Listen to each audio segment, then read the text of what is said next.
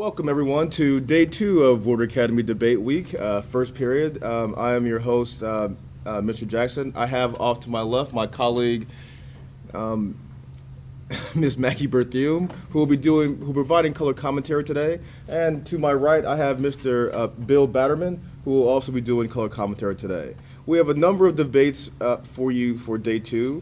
The first up is a timely debate concerning same-sex marriage. We have two students from my from my government econ class who will be debating today. Jenny Rowling will be arguing pro same-sex marriage, and we have Shelby McWhorter who will be arguing con same-sex marriage. So, without further ado, let's turn our cameras and our attention to Jenny as she gives her opening statement. Then we'll hear from Shelby's opening statement, and then we'll have rebuttal from both sides.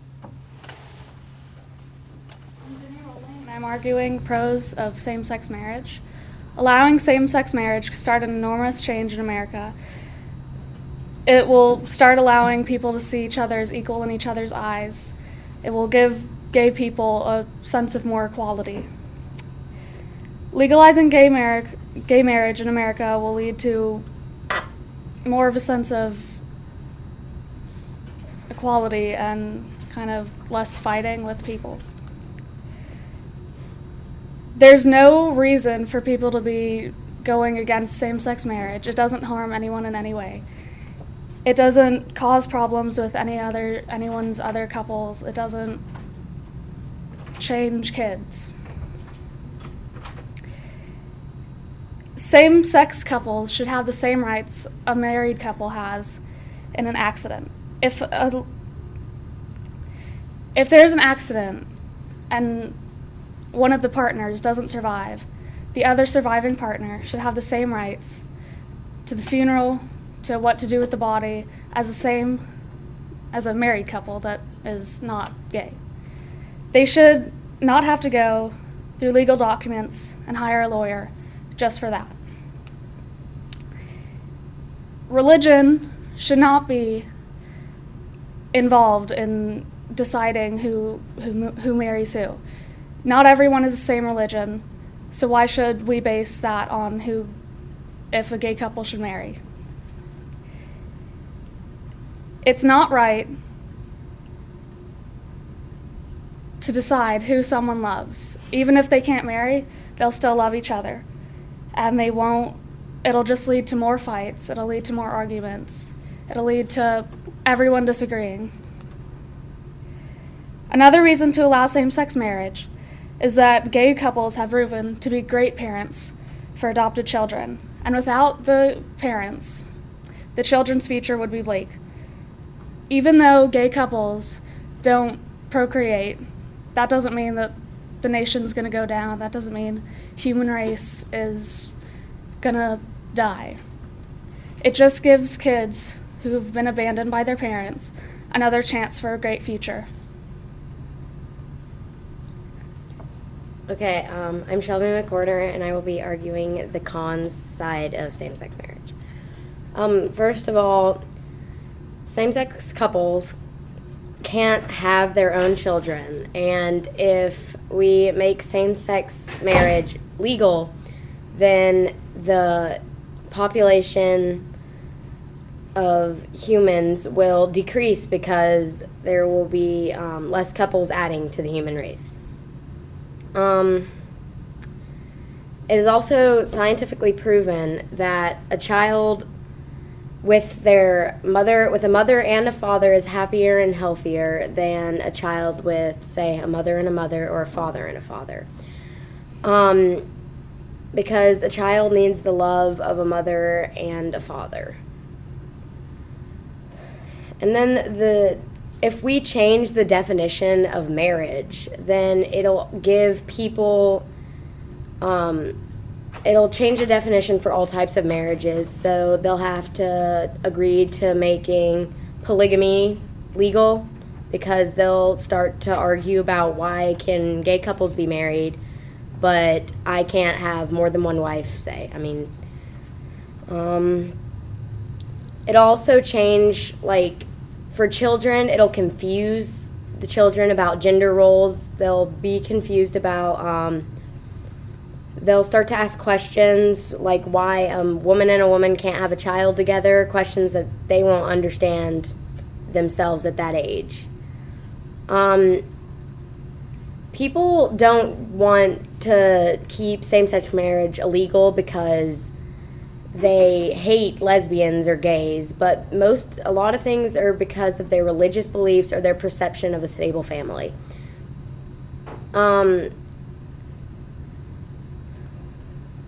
Another con is that if gay marriage is legalized, is that gays and lesbians will think or know that they aren't really accepted, that they're just like the second option, you could say, because they'll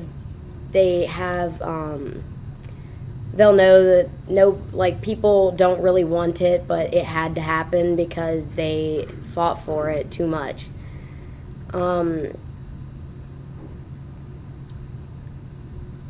There's another con is there's too much surrounding the gay marriage because too much money is being spent on battling the anti-gay marriage amendment, and it's taking away from the importance of, say, HIV studies or homeless care or more important issues.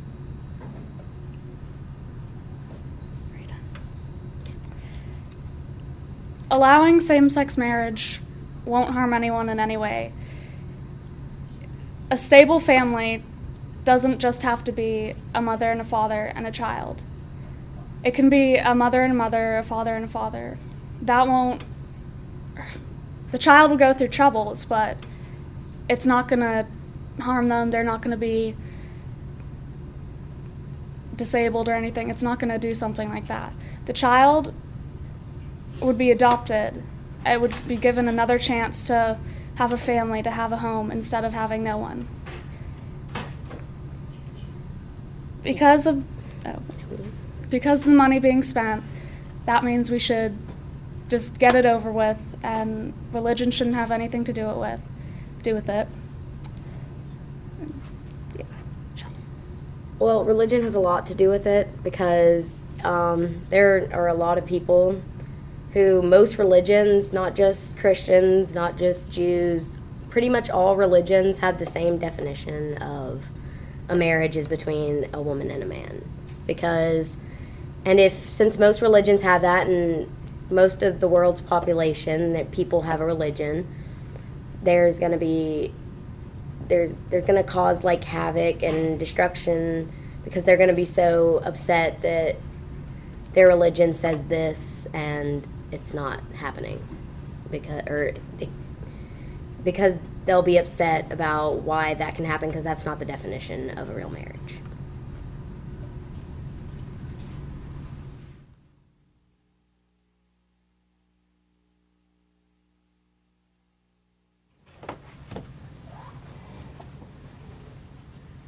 All right. Thank you very much, Jenny and Shelby. All right, our esteemed color commentators, you've heard the arguments made by Jenny and Shelby in this debate today regarding same-sex marriage. All right, let's take you, Ms. Berthume, first. All right, give us your critique of Jenny's and Shelby's performance today. Well, I thought they did a pretty good job of sort of beginning to lay out the arguments involved here. I thought that Jenny's case was perhaps the stronger given the variety of arguments she made, things like legal documents and rights for already existing families. I think that she could have done a little bit better job in the rebuttal explaining why the sort of religious-based criticism of same-sex marriage should not apply in public discourse. But right. She is advancing that argument in the debate, and so, overall, an okay job. All right, Mr. Batterman, what is your critique on the performance today regarding same-sex marriage? I agree with those comments. I also think that it would have been helpful had some evidence been cited to support the arguments about families and the relationship between family structures and child well-being.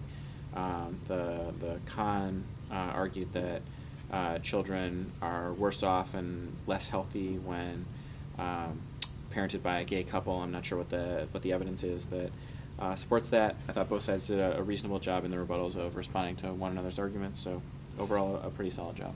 Okay, very good. Now let's handicap our next debate today, which is going to be the legalization of prostitution.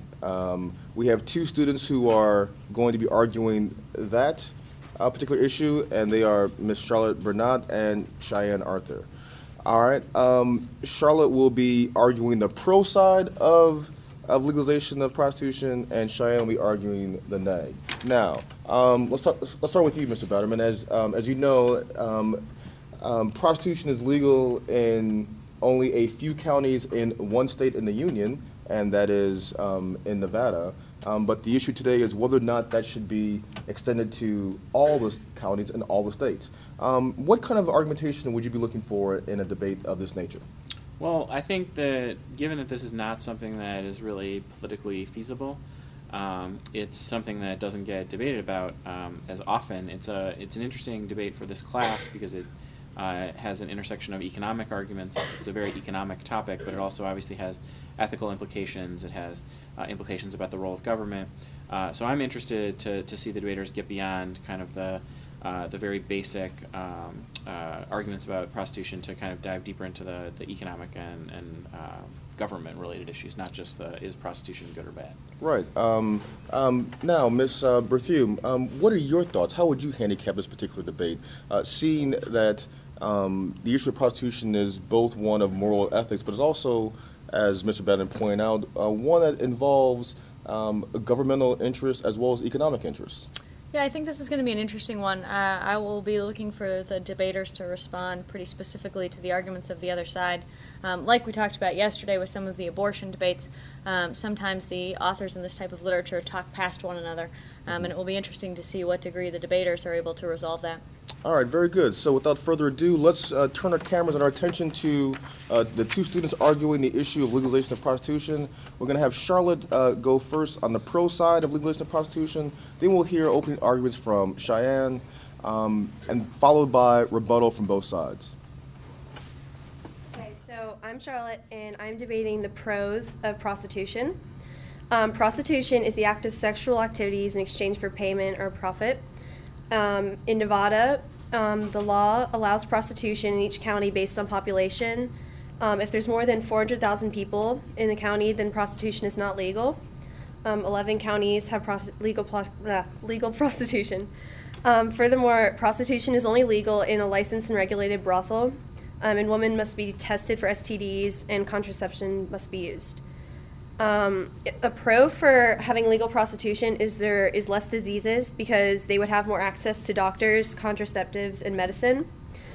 It would also be more safe because there would be a drop in violence, rape, sex trafficking, and crime, because there would be an alternate option to rape because you could go to a brothel. There would be less pimps needed because of the increase of brothels and prostitutes.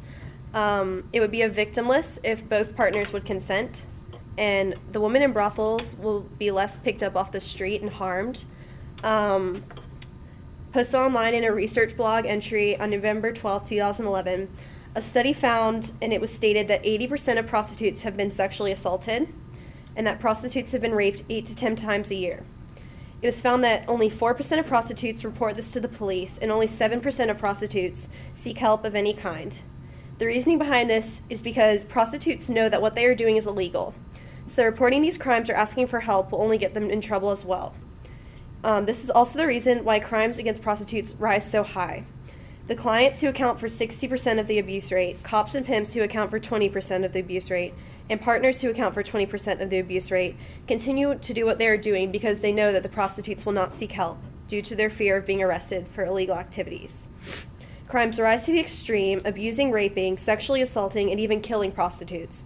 Prostitution has a much higher death rate than any other jobs. For example, aircraft pilots have 74 deaths for 100,000 people, whereas the average murder rate in American prostitution is 204 for every 100,000 people. If prostitution was legal, prostitutes would report the crimes against them, and these crime rates would be heard and solved tremendously, reducing the crime rates. Okay, my name is Cheyenne. I'm doing the cons of prostitution. Prostitution is the business or practice for providing services to another person in return for payment. Prostitution is called the world's oldest job. The early Americans were first introduced to prostitution in the early 1800s, but they were first licensed in 1971. The act of prostitution was and still is engaged in brothels. Brothels is a place where people may come to engage in sexual activity. Do you really want prostitution to be a part of the American way of life? If prostitution was okay, would you want your children to be involved in it? And secondly, is selling your body for profit moral to your beliefs? Legalizing prostitution increases STDs, it increases violent crimes, it empowers the criminal world, it increases child prostitution, promotes sex trafficking, and lastly, legalization of prostitution promotes the repression of women by men. If prostitution is legalized, what is the purpose of the 19th Amendment? Researchers say that about 83% of prostitutes are forced into prostitution. You want to be a part of that number. Okay, so prostitution in the government and economy, if it was legalized, it would turn prostitution into a business if you wanted to.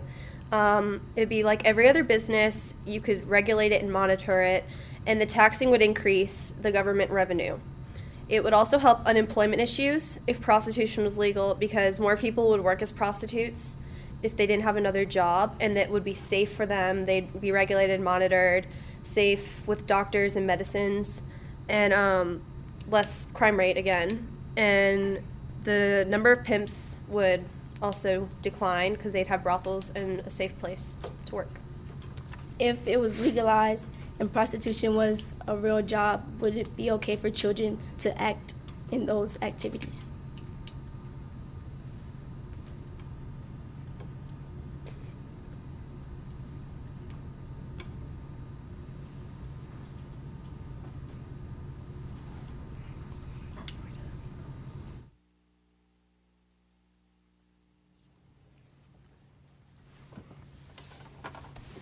All right, welcome back to the Woodward Academy Debate Week.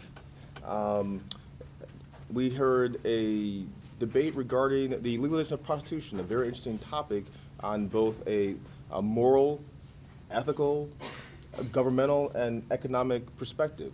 So let's start first with Mr. Bill Batterman giving his color commentary. Mr. Batterman, what is your critique of how well the two students did in their debate on such a interesting topic? Well, I thought that the pro did a really good job of explaining the problems with prostitution, with illegal prostitution in the status quo, the problem with violence against prostitutes, with criminal activity that's supported by sex trafficking, with the transmission of STDs, and did an excellent job of explaining the benefits to society of legalization. I thought that the con needed to come to grips with the inevitability of prostitution and explain why it would be worse for society if prostitution was legalized. I thought the negative didn't really develop her arguments in as much depth, so I thought that Charlotte did a much better job. Okay, very good. All right, now let's. Do you agree with that assessment, Ms. Berthiaume? Give us your critique on how well the two students did on this issue. Yeah, I agree. I think that the neg seemed to be debating about whether prostitution itself was good or bad rather than the legalization. And the AF had made a relatively nuanced argument about, given the inevitability of prostitution, should it be legal or illegal. And I thought that the case for legalization was very strong in the context of the need for regulation of an already existing enterprise, if you will. Okay, very good. Now, with the time we have remaining, we only have one more debate for Mr. Jackson's first period government econ class, and that issue concerns waterboarding. Now, the two students who were supposed to do it, one of them is not here at Woodward Academy any longer, so I, Mr. Jackson, will be filling in and actually debating another student by the name of David Daniel on this very issue of waterboarding. So now, Mr. Batterman, let's handicap this particular issue. Now, the issue of waterboarding has been interesting with respect to candidate Obama talking about the issue of waterboarding versus President Obama talking about the issues of waterboarding.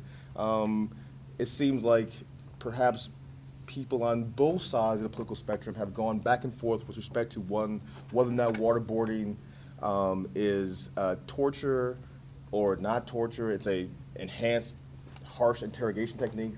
Secondly, whether or not it's constitutional, unconstitutional, and third, whether or not it's constitutional, unconstitutional to do it to non-citizens.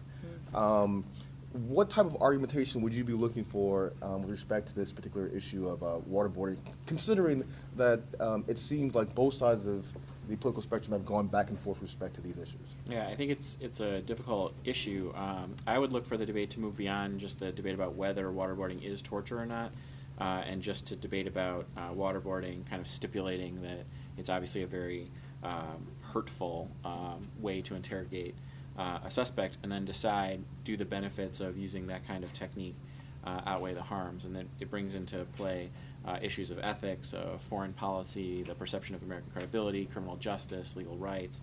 And so there are a wide range of issues, but I think that moving beyond just the is waterboarding torture to is waterboarding justified, I think is what I'm looking for. Okay, and Ms. Berthume, what is your particular handicap for this particular issue? What would you be looking for during this particular debate? Yeah, I agree. This debate is about comparison, and I'd be looking for both sides to perhaps discuss the effectiveness of waterboarding as an interrogation technique in terms of does it actually achieve the benefits that that side would claim, and both to make sure that they're citing sources for a lot of these issues as they are very contentious.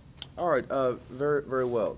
All right, so this is going to be kind of interesting for you all. I'll be leaving the the anchor desk here and moving towards the debate podium, and I'll be articulating the pro side of waterboarding, and David Daniel will be articulating the con side of waterboarding.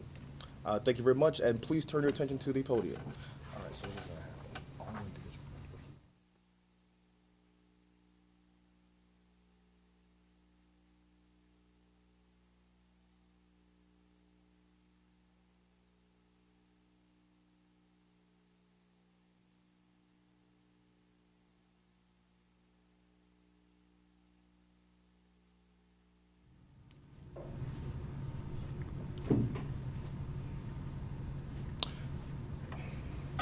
Good morning.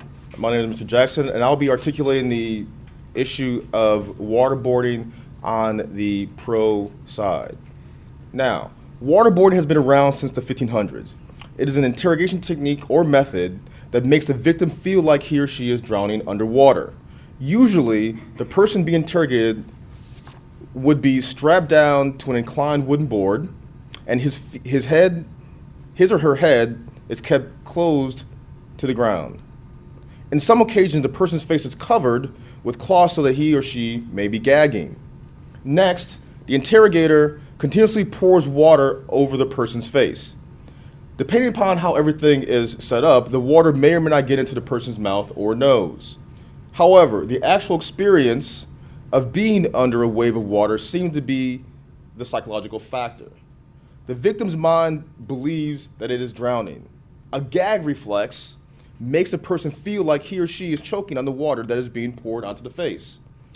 Now, waterboarding has been shown to be a fast and effective method of gathering intelligence. The New York Times reported in 2002 that according to the Central Intelligence Agency, Abu Zubaydah, a member of Al-Qaeda, had gone through 35 seconds of waterboarding before he told interrogators everything he knew about the terrorist attack. CIA agents who go through waterboarding training last an average of 14 seconds before caving in. Overall, it can be a very fast way of obtaining information and intelligence. The United Nations Convention Against Torture defines torture as any act by which severe pain is inflicted on the human body for purposes of obtaining information or confession from him. The main goal of waterboarding is to induce a large amount of fear and panic into the person while reducing the physical harm to the subject. The choking and gagging on the water being poured down the person's nose and mouth increases this fear and panic brought to the situation. However, there is no real pain. There is no long-lasting pain during this particular interrogation techniques. It is water on your face. The third reason waterboarding is good and is its effectiveness of extracting information and saving the lives of innocent people. Think of all the success the United States has gotten from this method. In 2002, we used waterboarding and al-Qaeda suspects to learn about the terror network and stopped future planned terror attacks. 5 years later, in 2007, we find out more about al-Qaeda and future terrorist attacks when we captured the detainee Khalid Sheikh Mohammed. Operatives used waterboarding on Khalid Sheikh Mohammed to retrieve more information and intelligence about 911 and the entire al-Qaeda network. Without this effective way to retrieve information, our nations and its citizens would be in danger of future attacks. Thus, in conclusion, it is clear that the benefits obtained from our government using enhanced interrogation techniques like waterboarding simply outweighs any of the potential detriments. Thank you. First off, my name is David Neal, and I'll be talking on the con side. According to the UN, torture is any act by which severe pain or suffering, whether physical or mental. First off, waterboarding can leave serious mental suffering, and it could last for over weeks and maybe years. And in fact, waterboarding is not an effective way of gathering intelligence. In 2007, the Central Intelligence Agency stated that Khalid Sheikh Mohammed, one of the masterminds behind 9/11, was waterboarded 183 times until he caved in. This obviously means that it's not effective if you have to do it 183 times. In 2006, the International Committee of the Red Cross issued a report on treatment in U.S. detention camps. The report includes statements from Khalid, including an admission that he gave false information or what he thought the interrogators wanted to hear in order to stop the torture of waterboarding. This proves that detainees will just give false information in order to stop the pain or suffering. And in 2006, more than 100 law professors joined in the opinion of water torture. It can cause suffering in the form of choking, gagging, and simulation of drowning. It is also possible that by simulating drowning, waterboarding can cause severe mental suffering and scarring for years or even decades after the horrific event has taken place. If not interrupted, waterboarding can cause dry drowning, damage to the lungs and brain from a lack of oxygen. In serious cases, if the waterboarding is not interrupted, the victim being interrogated dies of lack of oxygen. I'm done. All right, now in rebuttal, let's do a comparative analysis. Now, my opponent, Mr. David Daniel, has stated that Khalid Sheikh Mohammed was waterboarded 183 times, and he uses that as evidence that it's not effective. But we have to focus on is the last point, which is at the end of the day, Khalid Sheikh Mohammed caved in. He gave up the information, which led directly to saving thousands of Americans' lives. So let's do a comparative analysis. Is it better to waterboard one al-Qaeda suspect terrorist, or is it better to have thousands of innocent American lives lost? When you do the comparative analysis, it is clear that the better technique is to waterboard suspected terrorists. Now, Mr. Daniel mentioned another thing, that waterboarding is torture. That is also false. Waterboarding is not torture. It leaves no permanent physical marks on the individual who is being waterboarded. It is no different than water on someone's face. Sure, you get the perception that you are going to drown, but no one is actually drowned if it is done correctly. So, at the end of the day, it is incorrect to label waterboarding as torture. It is an enhanced interrogation technique along with many others that should be availed to the United States in order to protect its citizens. In addition, waterboarding is effective. It may not be effective the first time, the second time, the third time, or whatever, but at the end of the day, intelligence is gathered from individuals who otherwise would not give the information up. And on balance, America is a far safer place with having waterboarding as one of the arrows in its quiver than it would be if we did not use waterboarding at all. Thank you. In rebuttal to that, whether he gives up information in the end. In 2006, the International Committee of the Red Cross, this is where he stayed. He was interviewed, he wrote about his time in the detention camps.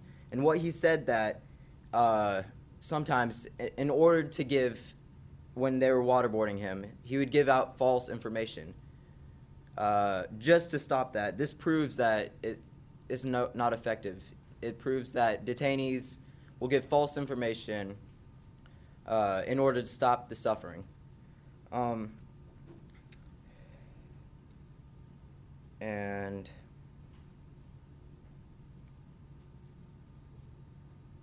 I think I'm done on that part.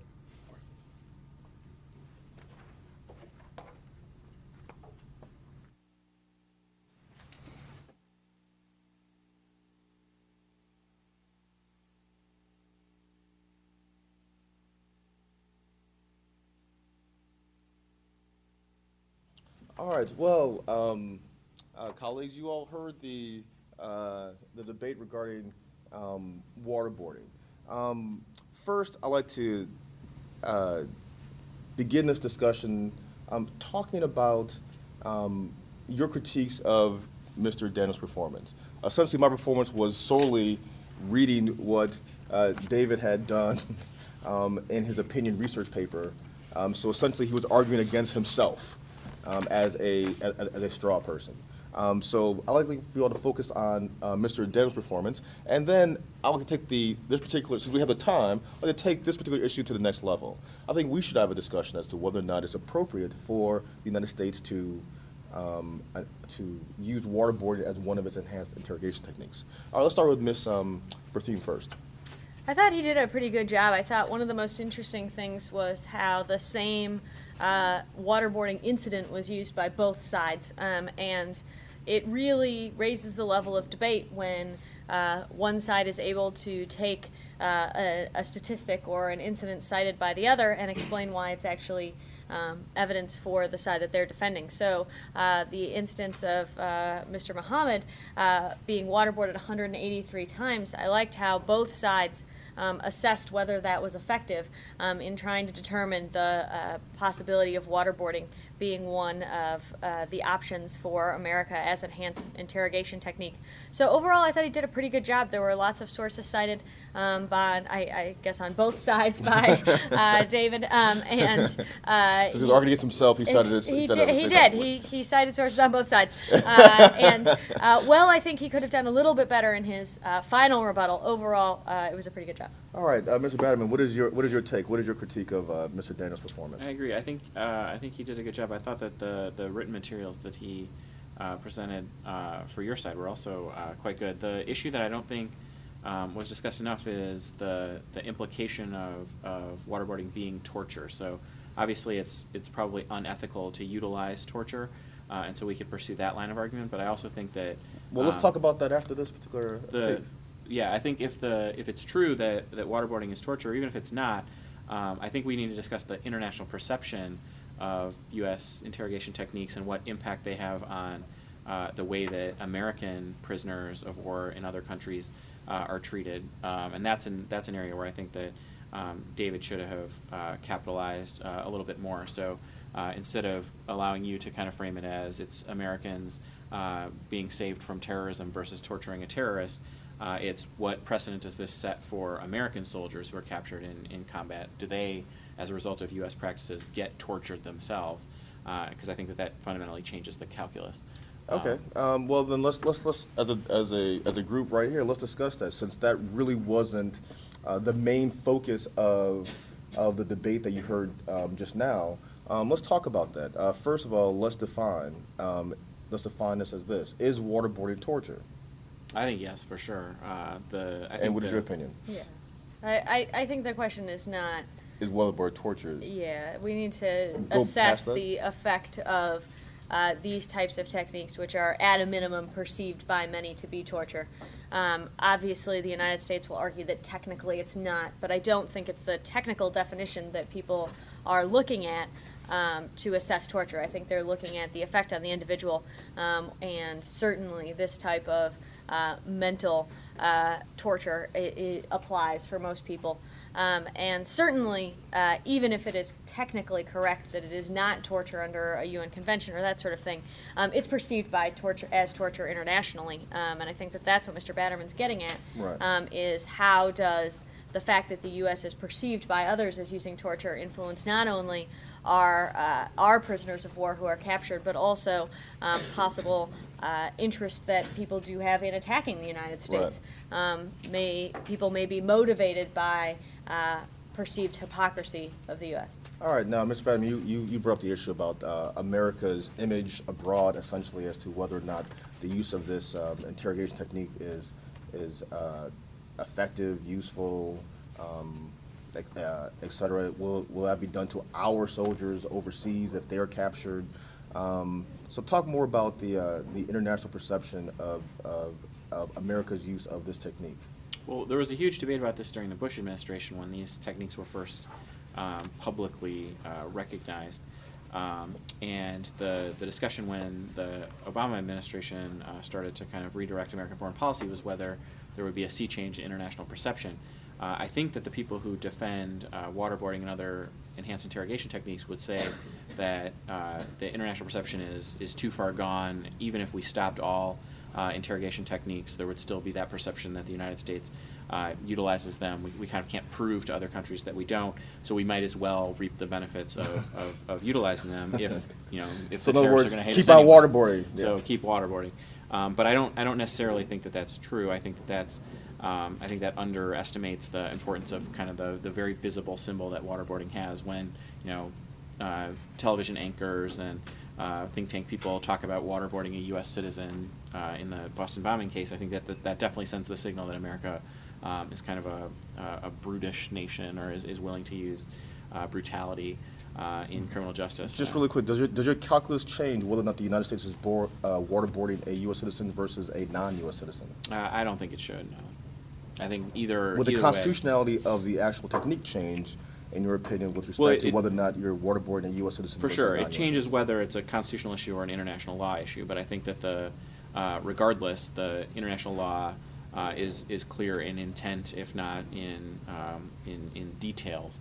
That a technique like this that's intentionally meant to basically terrorize the individual being waterboarded is torture. If you take the waterboarding aspect off the table, then what would the United States be allowed to do with respect to suspected al-Qaeda terrorists that it captures, and America wants to find out what other plots, if any, are brewing? Well, I mean, it would be the same techniques that our domestic law enforcement uses all the time to interrogate criminals. I mean, I think the bigger issue is just that there's not very clear evidence that waterboarding has ever resulted in a bunch of information being provided. Certainly not any comparative assessment of how much information was provided via waterboarding versus conventional. Are you also interrogation persuaded by that? Or are you not persuaded by the information that America obtained from Abu Zubaydah and KSM, Khalid Sheikh Mohammed? Well, I think that there are certainly some circumstances where the U.S. might get information a bit faster. The quality of that information, though, I think is severely in doubt. When a person believes that their life is in danger, I do think that the tendency to lie would be pretty high. to get the torture or the terror to stop.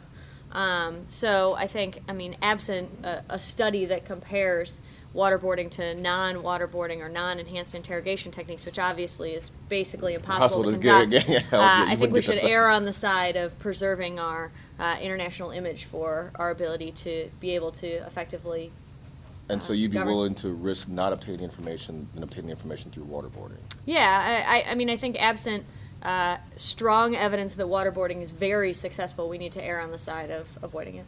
Okay, very good. All right, well, that's all the time we have, folks. Stay tuned about 10 more minutes for when we start second period's final day of debating. Thank you very much for watching, and tune in again.